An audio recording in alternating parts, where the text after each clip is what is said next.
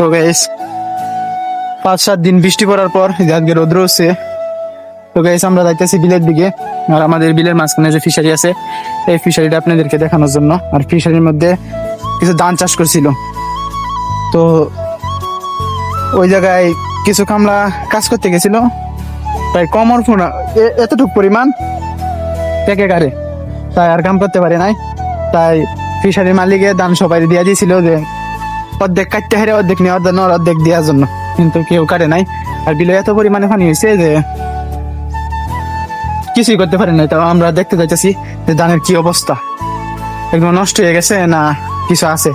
তো 5-6 দিন ধরে অনেক বৃষ্টি হইতেছে, বৃষ্টির কারণে যাইতে পারতেছি না, চিন্তা ভাবনা করতেছি আজকে যাওয়ার জন্য।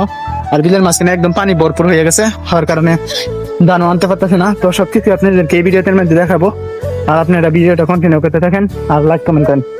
এই যে পোল দিয়ে পানি যাইতেছে, তো এই সাইডে পানি যাইতেছে, বিলের মধ্যে প্রচুর পানি হয়েছে, দেখেন কি পরিমাণে পানি যাইতেছে।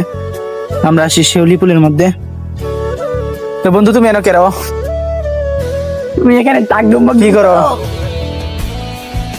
কেরা মাছ মাছ খুঁজতা, মাছ ধরছো? কয় কেজি পাইছো? পাইছো না? তো মাছ কিতা ধরো?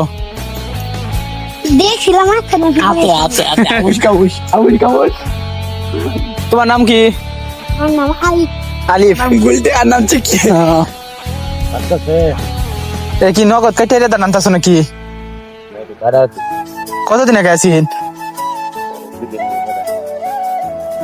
মানে রইতেছে একটু আনতাছো না? হ্যাঁ, বাইরে আলবা নাকি আজ গাই?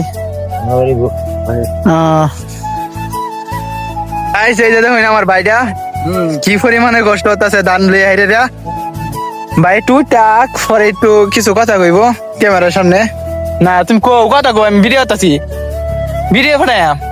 তো গাইস এই যে আপনাদেরকে সবচেয়ে বড় বিষয়টা যেটা দেখাইতে নিয়ে আসছি ফিশারির মধ্যে, ফিশারির সাইডে, ফিশারির মধ্যেও না ফিশারির সাইডে। এই যে দেখেন গাইস কি অবস্থা ধানের, দেখেন কি একটা পরিস্থিতি, মানুষের কিছু বলতেও পারতেছে না, কিছু কইতেও পারতেছে না, কি করবো মানে মানুষে কিছু বুঝতেছে না। এই যে দেখেন ধান গুলো কত কত ধান, অনেক ধান, আর ওই সাইডে ওইদিকে আরো অনেক ধান, যে একদম এরকম তল হয়ে গেছে। যে এই ধানগুলা তল হয়েছে, যে কিছু ধান কাটছিল বৃষ্টির সময়, এই ধানগুলা কাটছে, যে বোরকা দিয়ে আনছে। তো গাইস প্রচুর পরিমাণ যুগেও যেরকম বড় ধানের এরকম সমস্যা, মানুষ কামলা দিতে পারতেছে না, মানুষের সব একটা সমস্যা। গাইস আমরা আশা করছি ফিশারির মধ্যে, আর ফিশারির মধ্যে দেখেন কি অবস্থা। ফিশারির মধ্যে অনেক প্রচুর পরিমাণ ধান হয়েছিল, তো একটা গুছি বিশাল বড় বড় হয়েছিল। তো এলাকার মধ্যে তুলপাল হয়ে গেছে এই ফিশারির বিষয় নিয়ে হারিয়া, যে এত ধান হয়েছে, এত পরিমাণ ধান হয়েছে। তো এই যে দেখেন ধানের কি একটা অবস্থা, ধান মানুষে কাইটা কাইটা নিতেছে।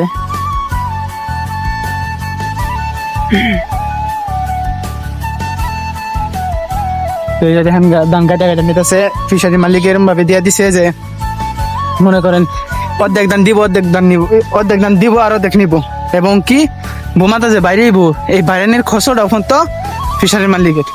তো মানুষ নিতে চাইতেছে না, কামলারা নিতে চাইতেছে না। তো অনেক প্রায় বুক সমান পানি হয়ে গেছে।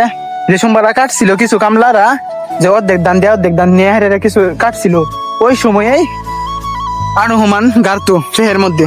তারপর আর মানুষে গেছে আর নিয়ে নেই, লস হয়ে যায়, অনেক কষ্ট হয়ে যায়। এনতে কারোর লাগে, নেহর লাগে, নেহের বাইরের লাগে, অনেক ঝামেলা, অনেক ফেরাশন। তো মানুষ নিতেছে না, তো মোটামুটি নিতেছে অনেক ধান, অনেক ধান এই যেতেন, অনেক ধান নষ্ট হয়ে গেছে ফিশারির মধ্যে, অনেক জমিন, অনেক প্রচুর পরিমাণ। তো ফিশারি মালিকের মোটামুটি লস নাই আল্লাহর রহমতে। ফিশারি মালিকে মাছ ছাড়লে মাছ হয়ে যাব, কিন্তু ধানগুলা দেখলে অনেক খারাপ লাগে। আল্লাহ তাআলা দিছে, রাইখা খাইতে পারে নাই, পরিশ্রম করে কাটতে পারে নাই। তো এটাই আপনাদেরকে দেখানোর জন্য আনছিলাম। আর ভিডিওটা কেমন হচ্ছে সবাই একটু কমেন্ট করবেন, আর কমেন্ট করে আমাকে জানাবেন। আর ভিডিওটা ভালো লাগলে অবশ্যই আপনাদের কাছে একটা রিকোয়েস্ট, একটা লাইক করবেন, একটা কমেন্ট করবেন। আচ্ছা